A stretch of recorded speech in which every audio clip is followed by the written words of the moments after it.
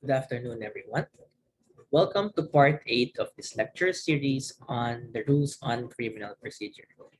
This afternoon, we are going to discuss about the rights of the accused. So let me share my screen with you.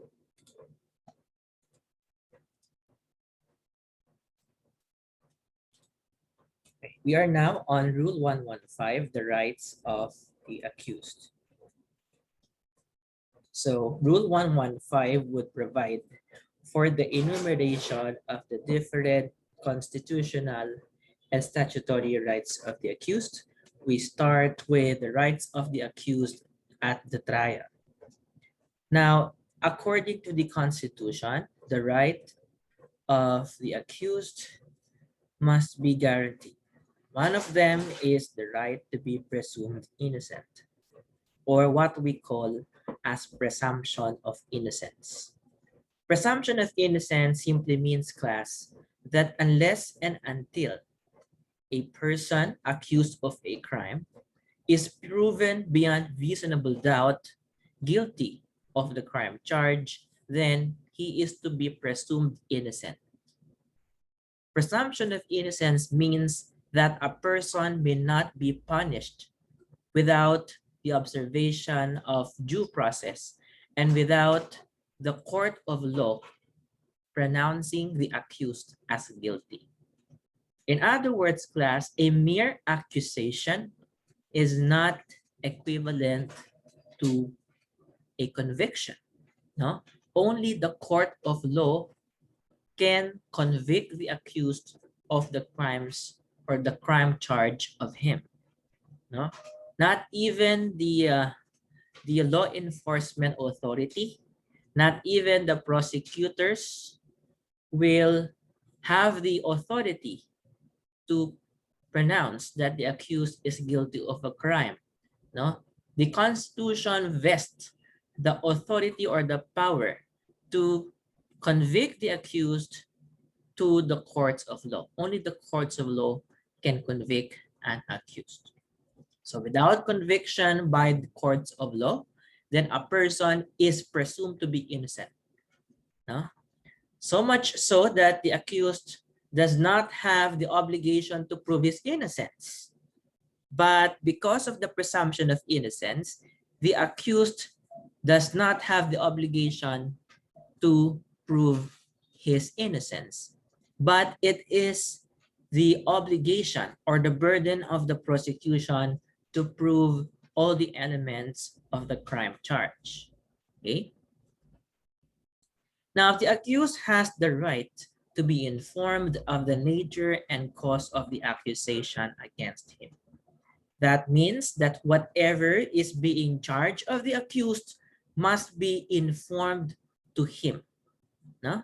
And also the accused has the right to be informed regarding the cause of the accusation against him. When you say cause of the accusation, what is or what are the exact statement of facts that he allegedly committed? No? Because, class, if the accused would not be informed of the nature and cause of the accusation against him, he will not be able to intelligently defend himself. Now, how can you defend yourself if you have not been apprised of the nature and cause of accusation against you? So the second right is the right of the accused to be informed of the nature and cause of accusation against him. No person can be detained without the information regarding what is the violation of law for which he is being detained for. So the second is more of the information to be given or to be furnished to the accused. Now, the accused class also has the right to be present and defend in person and by counsel at every stage of the proceeding. Now, during the pendency of the trial of a criminal case, the accused has the right to be present. In other words, the court may not exclude the accused from participating or observing the trial of his case. No? since what is at stake is the liberty of the accused, then the accused has the right to participate in the proceedings. He has the right to attend the court hearings. He has the right to be present thereat. Corollarily, with such right, the accused also has the right to defend himself in person and by counsel at every stage of the proceeding. At every stage of the proceeding. Now, the fourth right of the accused is the right to counsel. When you say right to counsel, class, that means that the accused will have the right to choose an independent and competent counsel or attorney of his choice. No? In other words, you cannot deprive the accused. If the accused would like to talk to his lawyer, if the accused would like to confer to his lawyer, you cannot deny that right. Because an accused during trial has the right to counsel, meaning he has the right to be represented by a lawyer. As a matter of fact, class, at any time of the day and night, a lawyer can visit his client. No? A lawyer may not be deprived of his representation of his counsel. No? As police officers, you cannot prevent the lawyer from conferring with his client with absolute confidentiality, pursuant to the right of the accused to counsel. Now, fifth, the accused has the right to testify as a witness in his own behalf. In other words, if the accused would like to clear his name, he wants to prove his innocence, then he can testify by and on his own. You cannot prevent the accused from testifying for himself, no? Or for his own. Okay. So class, these are the rights of the accused at the trial. No?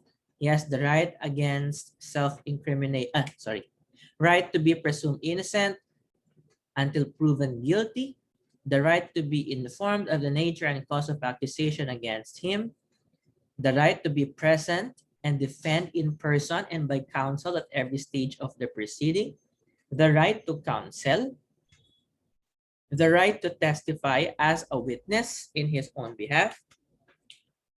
And then you have here, class, the right against self-incrimination. Dito palagi may nagkakamali. Laging sinasabi, the right to self-incrimination. There is no such thing as a right to self-incrimination. The more proper phrasing is the right against self-incrimination. What do you mean by self-incrimination? When you say self-incrimination, that means that a person may not be compelled to testify against himself. You cannot force a person to admit the charges filed against him. That is what you mean by right against self-incrimination. Now, another is that the accused has the right to confront and cross-examine witnesses against him at trial. In other words, class, the accused can cross-examine the witnesses against him through a counsel. Now, he has the right to confront the witnesses. He has the right to cross-examine the witnesses against him during trial, which is why when you already filled your career, no? If you will become witnesses for the prosecution, the defense counsel will always conduct cross-examination against you, not because that cross-examination is the duty of the lawyer, but because the accused has the right to cross-examine all witnesses against him during trial. When a lawyer conducts the cross-examination, that duty of the lawyer is not pursuant to his obligations as a counsel, but pursuant to the right of the accused to cross-examine witnesses against him at trial. Now, the accused also has the right to compulsory process. You will remember, class, that most of the accused during trial can be behind bars. They are detained. No? What we call PDL, persons deprived of liberty. So because most accused are deprived of their liberty, and therefore they cannot go out in order to procure evidence for their defense, the accused can ask the court to issue its compulsory process, to issue an order which we call as subpoena duces tecum or subpoena ad testificandum. When you say a subpoena duces tecum, that is the order of the court requiring a person to produce documents, duces tecum, documents. If the accused would like to procure a witness for his defense, he can ask the court to issue a subpoena ad testificandum. These are compulsory process. These are orders of the court pursuant to the right of the accused to compulsory process. In other words, the accused can ask the court to issue orders for the production of documents or persons for his defense. Okay? Now, next is the right to a speedy, impartial, and public trial. You have to remember these words: speedy, impartial, and public trial. The accused has the right to a speedy trial, which is why, class, later on in your practice, you will hear the defense counsel always objecting, always interposing objections on the motion of the prosecution for postponement. Why does a defense counsel object to a motion for postponement? Simply because, as guaranteed by Rule 115, the accused has the right to a speedy trial. When you say speedy trial, it is a trial free from continuance and unnecessary delay. Aside from the fact that the accused has the right to a speedy trial, he also has the right to an impartial trial. The impartiality and cold neutrality of a judge. No?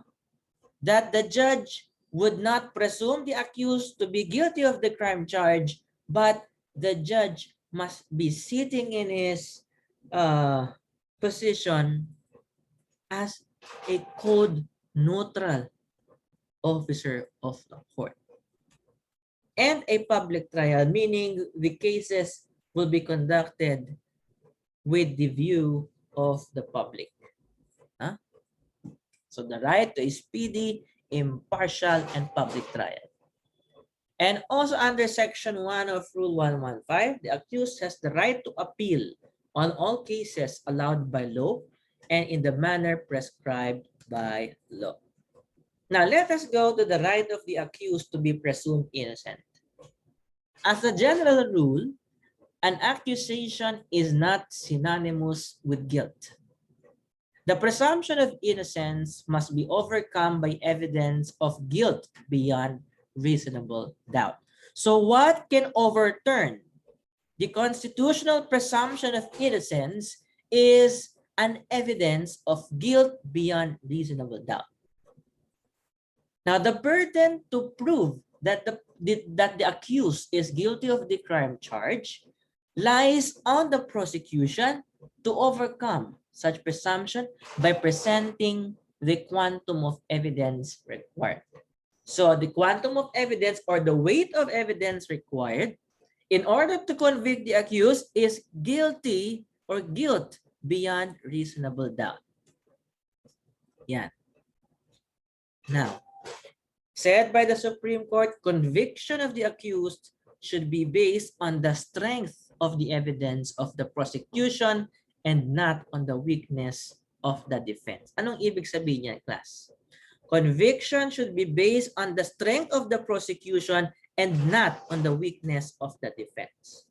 Ibig sabihin, class, even if the accused will not present evidence, as long as the evidence of guilt is weak, then the accused is entitled to an acquittal. Kahit hindi magpresenta ang akusado, maaari siyang mapasawalang sala kung mahina ang ebidensya ng taga-usig. Yan sa Tagalog. Because conviction should be based on the strength of the prosecution and not on the weakness of the defense. Now, there are exceptions to the general rule on presumption of innocence. In other words, class, under these exceptions, the accused is not presumed innocent. No? So first, in cases of self-defense. You remember in your study of the revised penal code, if I remember it right, under Article 11 of the revised penal code, you will see there justifying circumstances. One of the justifying circumstances is the defense. Oh no, one of the justifying circumstance is self-defense. Ano ba yung self-defense, class? Self-defense, class, is when the accused committed the crime acting upon a lawful defense. In cases of self-defense, the person invoking self-defense is presumed guilty. In this case, a reverse trial will be held. Kasi class, pag self-defense, merong unlawful aggression. May unlawful aggression doon sa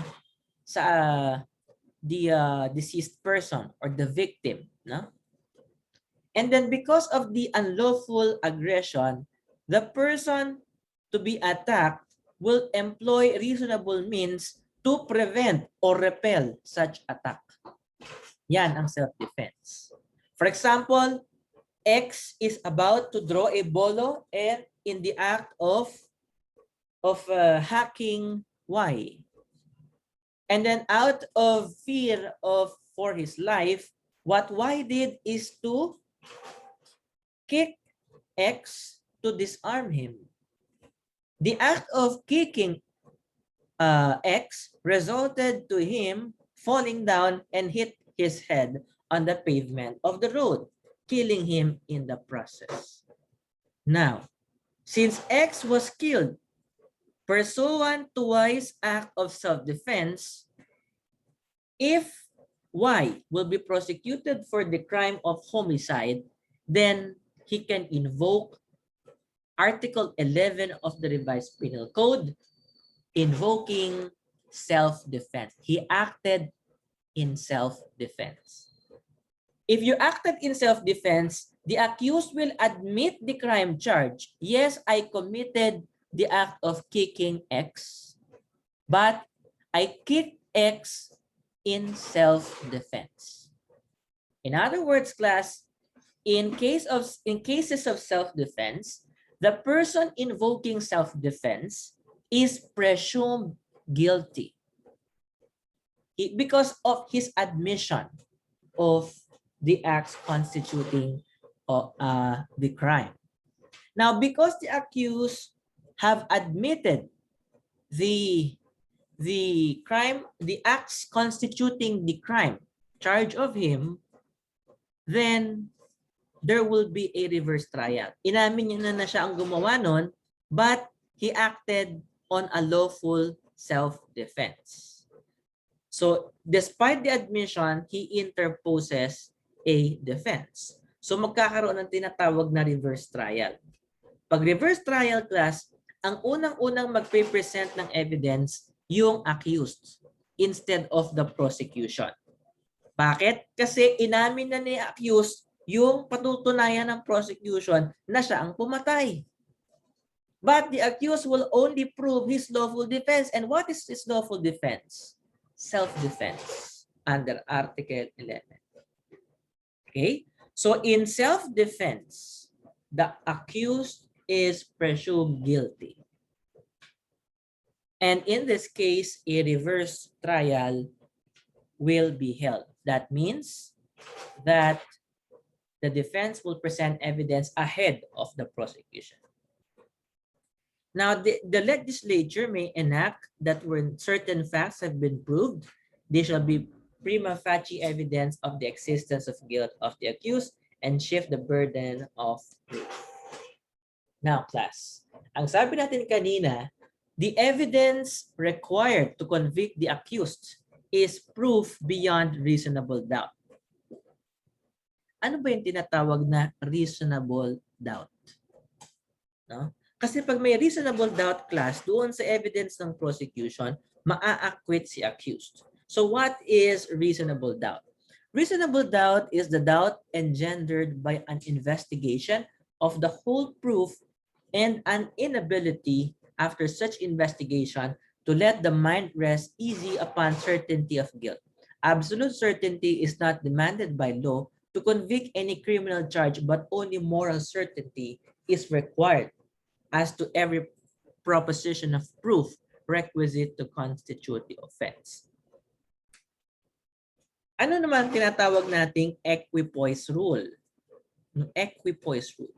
When you say equipoise, the evidence of the prosecution is evenly balanced with the evidence of the accused. Pantay lang ang ebidensya nila. Now, for example, pantay lang ang ebidensya ng prosecution at ng defense. Ano ang mangyayari? Sinong mananalo? Where the evidence of the parties in a criminal case is evenly balanced, the constitutional presumption of innocence should tilt in favor of the accused who must be acquitted. So in case of equipoise or evenly balanced evidence between the prosecution and the accused is entitled to an acquittal. Okay. So take note of the reverse trial. Now it happens if the accused admits the killing but claims self-defense. So in any case where the accused will admit the commission of the crime but claim a lawful defense, then there will be a reverse trial, in which case the accused will present evidence ahead of the prosecution. Now he must first establish the elements of self-defense in order to overturn the presumption that he was guilty of the offense.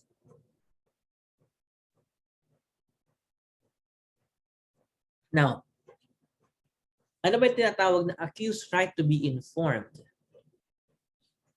The right requires that the information should state the facts and circumstances constituting the crime charge in terms sufficient to enable a person of common understanding to know what offense is being charged. When you say the right of the accused to be informed of the nature and cause of accusation against him, the accused must be informed of what is the offense that he is being charged with. Baka mamaya kinulong mo siya, hindi mo siya in-inform kung bakit siya ikinukulong. Hindi mo siya in-inform kung ano ang violation ng batas. If a person is arrested based on an offense which has not been informed of him, then you will violate the right of the accused to be informed of the nature and circumstances of the charges against him. So in other words, class, you have to inform this is what happened. These are the alleged facts which you need to prove your innocence on. No? Okay, the accused right to be informed. Now, the right to be informed of the nature and cause of accusation against him may not be waived. No, you cannot ask the accused to sign a waiver that he does not wish to be informed of the nature and cause of accusation against him. Now, because it is a basic constitutional right of the accused to be informed of the nature and cause of accusation against him. Do you know, class, why we have a right to be informed of the nature and cause of accusation against him? This right of the accused has been highlighted because of the abuses during the martial law era. During the martial law era, the activists will be arrested left and right, and they are detained for a couple of weeks or months, and they do not know for which law or for which of crime did they ever commit. They are just kept in prison. They are kept behind bars, but they do not know what acts and circumstances they committed that they deserve such incarceration. Which is why, class, you have to inform the accused of the facts and circumstances constituting the crime in order to enable a person of common understanding to know what offense is being charged. Okay.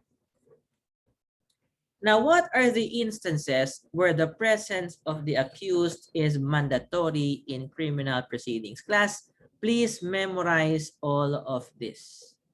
No? Memorize. There are only 3 instances when the presence of the accused is mandatory in criminal proceedings. I have my own acronym there. No? My acronym is IPA. IPA or IPA. I stands for identification. Do you know what an identification is during trial? When you say identification, the witness for the prosecution will have to point to the person of the accused. He needs to identify who is the accused. So ang ginagawa dyan, class, during trial, tinatanong during direct examination, tinatanong ng prosecutor, is the accused present in this courtroom today? Sasagot ngayon yung witness. Yes, sir. Now, can you identify him? Yes, sir. Now, can you point to him before this honorable court? Can you point to the person of the accused? So ituturo yan ng witness. Siya po ang akusado. Tatanungin, sino dyan? Anong kulay ng suot? Etc. etc. Yung pong naka-red. 10 yung naka-red. Sino dyan sa 10 naka-red? Yung may buhok o wala? Mga ganyan. Hanggang maituro kung sino ang akusado. And then, pag naituro kung sino ang akusado, ang tawag doon identification. Tatanungin, tumayo ka. Anong pangalan mo? Sabihin niya pangalan niya. And then, pag sinabi niya yung pangalan niya, which will match the name of the accused, yun, tumama siya sa identification. So, if the witness will identify the accused, then the accused must be present in court. Now, in this time of the pandemic, since we are conducting online hearings, ang identification class, hindi na yan sa loob ng korte. Kasi marami na sa ating husgado ay automated na or nagko-conduct na ng video conferencing. So usually kapag nakakulong yan, pipila sila, no? Marami sila nakapila doon, tapos ituturo mo kung sino doon ang akusado. Now, second instance of where the presence of the accused is mandatory is during promulgation of judgment, no? Except when the conviction is for a light offense, in which case it may be pronounced in the presence of his counsel or a representative. And lastly, during arraignment. During arraignment, class, the information will be read to the accused, and he will be asked whether his plea is guilty or not guilty. No? So yan yung arraignment. So in these 3 instances, the presence of the accused is mandatory. Okay? Now, sabi natin kanina, the accused has the right to be present during trial. Are there exceptions? Yes. In these instances, the accused can waive his right to be present during the trial, no, if there was a waiver pursuant to the stipulation set forth in his bail. Now, the absence of the accused without justifiable cause at the trial, of which he had notice, shall be considered as a waiver of his right to be present thereat. And if the accused jumps bail Ibig sabihin, meron siyang notice of hearing, hindi siya sumipot. No, nag-jump bail siya. Such shall be an automatic waiver of the right to be present on all subsequent trial dates until custody over him is regained. Yung mga tumatakas, no, nagja-jump bail. Pag nag-jump bail ka, you are waiving your right to be present on all trial dates except when you voluntarily surrender to the court. No? Okay. Now, what is the effects or what are the effects of waiver of the right to appear by the accused? Now, when the accused waives his right to appear during trial, it is also equivalent to a waiver rather to present evidence. Hindi ka sumipot sa trial, wini-waive mo na rin yung right to present evidence. Now, the prosecution can present evidence despite the absence of the accused as long as there has been arraignment. No? So tutuloy ang kaso kahit wala ang akusado. Ang tawag natin dyan, class, trial in absentia. No? Trial in absentia. Now, the court can decide even without the accused evidence. So these are the effects of the waiver of the right to appear by the accused. Now, can the accused refuse to testify? Pwede niya bang sabihin, ayokong humarap sa husgado, ayokong tumistigo, no? As a general rule, the silence of the accused should not be used against him. Pwede siyang tumistigo o pwede namang hindi. Except when the prosecution has already established a prima facie case, the accused must present proof to overturn the evidence. And if the evidence of the accused is alibi, he does not testify, the inference is that the alibi is not believable. Now, ano yung tinatawag nating right against self-incrimination? Pag sinabing right against self-incrimination, the accused may not be compelled to testify against himself. No?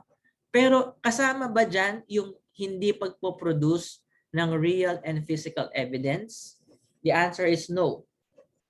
The right against self-incrimination includes only testimonial evidence. Pero yung real and physical evidence, hindi yan kasama sa scope against the right against self-incrimination. Okay?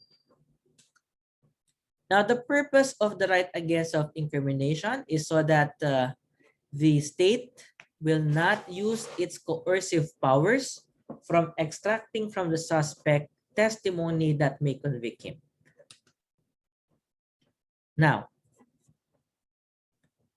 if the accused failed to invoke the privilege of right against self-incrimination after the incriminating question is asked and before this answer, then such right can be waived. Halimbawa, nakasalang sa witness stand yung akusado at tinanong siya ng prosecutor during cross-examination at yung tanong na yun ay incriminating at hindi nag-object yung defense counsel, then the waiver against self-incrimination will be waived. Now, confrontation. No, the accused has the right to confront witnesses face-to-face. The act of setting a witness face-to-face with the accused so that the latter may make objection he has to the witness, which must take place in the court having jurisdiction to permit the privilege of cross-examination. In addition, the accused is entitled to have compulsory process issued to secure the attendance of witness and production of evidence in his behalf. Okay. What if the testimony of a witness has been given in court but subsequently he dies or become unavailable? If the other party had the opportunity to cross-examine the witness before he died and became unavailable, then the testimony may be used in evidence. Halimbawa, class, nangyayari yan. May testigo sa bista ng husgado. Tapos namatay yung testigo. Now, pwede bang gamitin ng hukuman yung kanyang testimonya? Namatay na siya? Depende. Kung merong opportunity, may pagkakataon na mag-cross-examine, okay, kahit namatay yung testigo, pwedeng gamitin ng husgado ang ebidensya. Tandaan yan ha. Kung may opportunity to cross-examine the witness bago siya mamatay or before he became unavailable, the testimony may be used as evidence. On the other hand, if there is no opportunity to conduct cross-examination before the death or unavailability of the witness, then the testimony will have no probative value. Ibig sabihin, hindi pwedeng gamitin ng husgado dahil ito ay walang bigat. Okay? Now, ano naman ang tinatawag nating right to compulsory process? Ito yung binabanggit ko sa inyo kanina na subpoena ad testificandum and ad subpoena duces tecum. No? These are the rights of the accused to move for the issuance of compulsory orders in his behalf in order to compel the attendance of witnesses and the production of other evidence. Para mapilitan yung tao na ilabas ang dokumento o tumestigo sa husgado. Karapatan yan ng akusado. No? Now, kung ayaw tumestigo ng husgado, ano ang maaaring gawin? If a witness refuses to testify when he is required, the court should order the witness to give his bail or order his arrest if necessary. Kapag ayaw niyang tumestigo, pwede siyang pagpiansahin ng husgado or worst, pwede siyang ipadakip ng hukuman kung kinakailangan. Tandaan niyo ang klasa, pag pinadalahan ka ng subpoena at hindi ka sumunod, it will amount to contempt of court and therefore the court can order your arrest. Pag hindi ka sumunod sa subpoena, pwede kang ipakulong ng husgado. Now, what are the facts to be considered to determine whether the right to speedy trial has been violated? No? Di ba sabi natin kanina, the accused has the right to a speedy trial. Ano-ano ba ang mga dapat nating isaalang-alang kung ating tutukuyin ang karapatan ng accused sa mabilisang paglilitis ng kanyang kaso? Una, the length of the delay. Gaano ba katagal ang delay? Ano ba ang dahilan sa delay? No, sa pagkaantala? At did the accused assert his right to speedy trial? Or ano ba ang naging pinsalang natamo ng akusado dahil naantala ang kanyang kaso? So ang apat na mga bagay na ito ang ating maaring isaalang-alang sa pagtukoy kung nalabag ang karapatan ng akusado sa mabilisang paglilitis ng kanyang kaso. No? Now, the denial of the right to speedy trial is a ground for dismissal. Halimbawa, class, ang tagal-tagal na nung kaso, wala namang ipinapresentang ebidensya. Ano ang pwedeng sabihin ng akusado? The accused can ask the court to dismiss the case because of the violation of the Speedy Trial Act. So pag na-violate ang speedy trial or right to speedy trial, this is a ground for dismissal of the case. Okay. Now, ngayon pwede nang mag-serve ng subpoena and notices through electronic mail or mobile phones pursuant to Administrative Matter number 12-11-2-SC. Okay, trial by publicity. Hindi inaalaw ito, class. No, hindi inaalaw. Hindi inaalaw yung pagsalita sa media, no? Dahil may karapatan ng akusado to a fair trial, no? Patas na pagdilitis. Okay? Ngunit hindi naman maaring pigilan ang ating mga reporters, no, ating mga media na mag-report, mag-ulat patungkol sa isang kaso. So the right of the accused to a fair trial is not incompatible with the free press. Okay, tumungo naman tayo, class, doon sa karapatan ng isang tao under custodial investigation. Kanina inaral natin what are the rights of the accused during trial, yung nililitis sa husgado. Dito naman, wala pang kaso, pero under custodial investigation siya. Ano yung kanyang mga karapatan? Now, first, alamin muna natin, ano ba itong tinatawag na custodial investigation? Ang custodial investigation class, kapag ang pagtatanong ng pulis ay meron ng pagpipigil sa isang tao sa kanyang freedom of action, no? Halimbawa, inimbitahan mo tong taong ito sa presinto upang siya ay kausapin or tanungin. Tapos, yung tao na yon ay hindi maaaring umalis sa presinto. He is deprived of his freedom of action in any significant manner. And then, yung tanong mo sa kanya ay hindi na general inquiry. Ano ang nangyari doon? Ano ang nakita mo doon? But your inquiry becomes specific or it begins to focus on a particular suspect. No? If you consider this person as a suspect, then that investigation will now be considered as a custodial investigation. When the investigation ceases to be a general inquiry into an unsolved crime, but begins to focus on a particular suspect, the suspect is taken into custody and the police carries out a process of interrogations that lend itself to eliciting incriminating statements, then the rule begins to operate. In other words, yan ang tinatawag na custodial investigation. Now, yung practice ng mga pulis na iniimbitahan ang isang tao sa presinto, no, who is investigated in connection with an offense, that is included in the term as custodial investigation. That is why, class, if a person is being investigated for the commission of a crime, even during investigation phase, meron na siyang karapatan.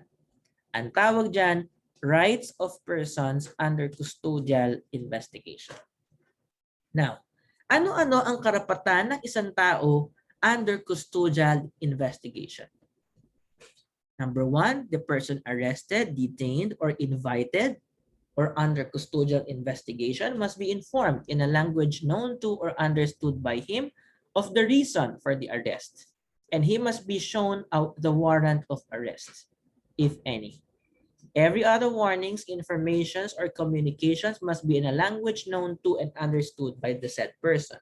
So dapat bigyan siya ng impormasyon tungkol sa kanyang pagkakaaresto at dapat ipakita sa kanya ang warrant of arrest. He must be warned that he has the right to remain silent and that any statement he makes may be used as evidence against him. Dapat siyang sabihan na meron siyang karapatang manahimik at ang lahat ng kanyang sasabihin ay pwedeng magamit laban sa kanya. No? Dapat mo yang sabihin. Now, third, he must be informed that he has the right to be assisted at all times and have the presence of an independent and competent lawyer, preferably of his own choice. Pag ang isang tao ay iniimbestigahan patungkol sa pagkakakumit o sa pagkakagawa ng isang krimen, ay meron na siyang karapatan sa isang abogado. Yung abogado na yon, class, ang sabi ng batas, must be independent and competent lawyer. Halimbawa, ang isang person under custodial investigation, walang abogado, ang ibibigay mong abogado, yung abogado ng PNP, will that qualify as an independent and competent lawyer? Answer, no. Kasi hindi siya independent. The PNP lawyer would always go for the interest of the police authorities. No, kaya ang sabi ng batas, the person under custodial investigation has the right to be assisted at all times and have the presence of what? An independent and competent counsel, preferably of his own choice. So usually ang mga binibigay dyan, class, yung mga public attorneys, lawyers, or PAW. No? He must be informed that if he has no lawyer, or cannot afford the services of a lawyer, one will be provided for him. So obligasyon ng police na bigyan siya ng abogado kung siya ay person under custodial investigation. Okay? And that whether or not the person arrested has a lawyer, he must be informed that no custodial investigation in any form shall be conducted except in the presence of his counsel or after a valid waiver has been made. So hindi pwede magtuloy ang custodial investigation kung walang abogado ang person under custodial investigation. Now, pwede niya ba yung i-waive yung right niya to a counsel? Yes. But the waiver must be that at any time he has the right to communicate or confer to the most by the most expedient means, no? Pag waive niya yung right niya to be assisted by a lawyer, dapat yung waiver, yung pag-execute ng waiver must be assisted by a lawyer, no? Okay. It must be done in writing and in the presence of counsel. Okay. That the person arrested must be informed that he may indicate in any manner and at any stage of the process that he does not wish to be questioned, with warning that once he makes such indication, the police may not interrogate him. Pag sinabi ng person under custodial investigation, ayokong matanong patungkol sa kasong ito, hindi siya pwedeng pilitin ng mga police. The police may not interrogate him if the same had not yet commenced.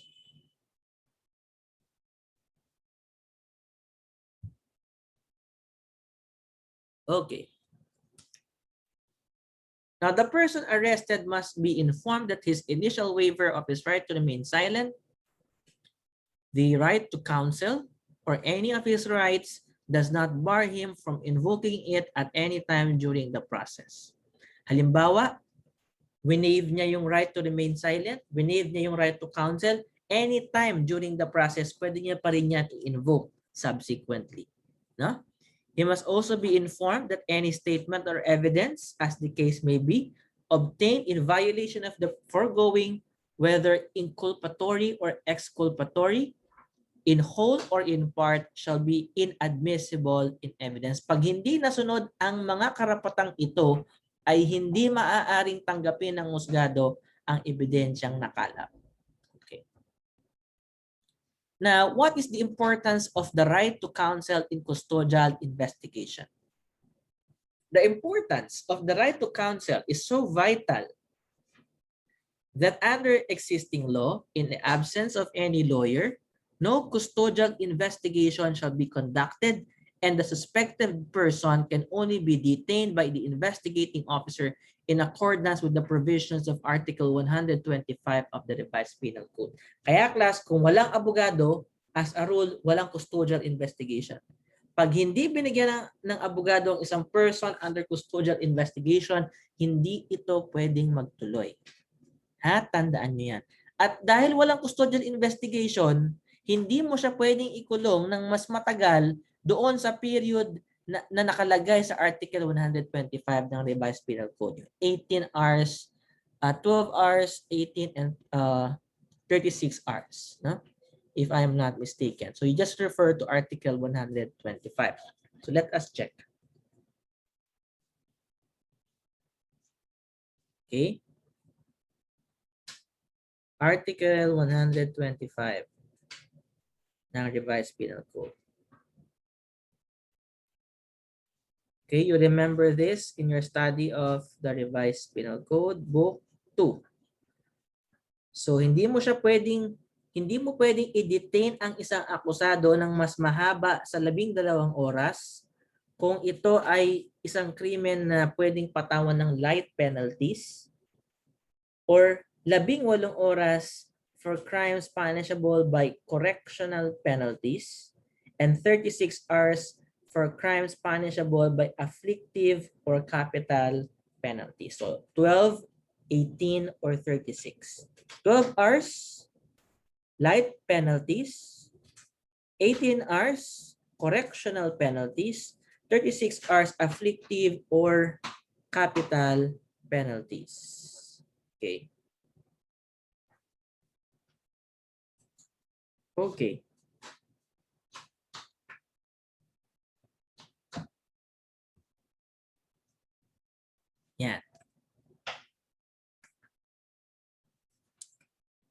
Now, what is the distinction between the right to counsel during trial and right to counsel during custodial investigation? The right to counsel during trial means the right of the accused to an effective counsel. Counsel is not to prevent the accused from confessing, but to defend the accused.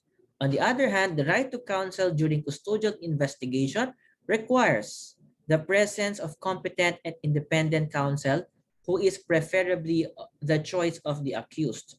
The reason for such right is that in custodial investigation, there is a danger that confessions can be exacted against the will of the accused since it is not done in public. A waiver of the right to counsel during trial. It can be waived when the accused voluntarily submits himself to the jurisdiction of the court and proceeds with his defense. The accused may defend himself in person only if the court is convinced that he can properly protect his rights even without the assistance of counsel. The defendant cannot raise the question of his right to have an attorney for the first time on appeal.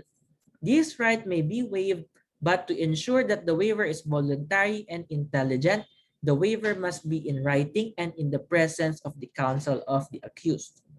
The right to a competent and independent counsel is one of the rights of the accused guaranteed under Section 12, Paragraph 1, Article 3 of the Constitution. Okay? Now, can the accused defend himself without the aid of a lawyer? No, yes. If the court is satisfied that the accused can properly protect his right even without the assistance of a counsel. Now, take note that the right to counsel covered the period beginning from custodial investigation until judgment is rendered and even on appeal. Now, what are the requisites of the validity of an extrajudicial confession made by a person arrested, detained, or under custodial investigation? Minsan, class, yung mga akusado, inaamin nila yung krimen na ginawa nila. Diba? For example, may hinuli, tapos dumagsa ang media, in-interview, ano masasabi mo sa krimen na ibinibintang sa'yo? Tapos magbibigay siya ng dahilan. Eh kasi naman po, ganun-ganun, selos or something. Diba? Or meron ang inagaw niya yung cellphone dahil gusto niyang bumili ng regalo para sa birthday niya, etc. etc. Diba? Napapanood sa TV. Now, pag umamin ang akusado or umamin ang person arrested, yung dinakip na tao, or person deprived of liberty, no? Or a person under custodial investigation, pag sila ay umamin, ano ang para maging valid yung kanilang pag-amin, what are the requisites? For an extrajudicial confession to be valid, the following requisites must concur. First, it shall be in writing and signed by the person arrested, detained, or under custodial investigation. So, kailangan nakasulat, may pirma ng umamin, no, ng confessor. It must be signed in the presence of his counsel or in the latter's absence upon a valid waiver.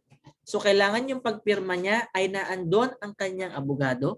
And third, in the presence of any of the parents, elders, brothers, sisters, his spouse, municipal mayor, the municipal judge, district school supervisor, priest, or minister of the gospel as chosen by him. So this is in accordance with Section 2, Republic Act 7438. So this ends my presentation, no, on Rule 115. I'll see you again next meeting. Thank you for listening and have a nice day.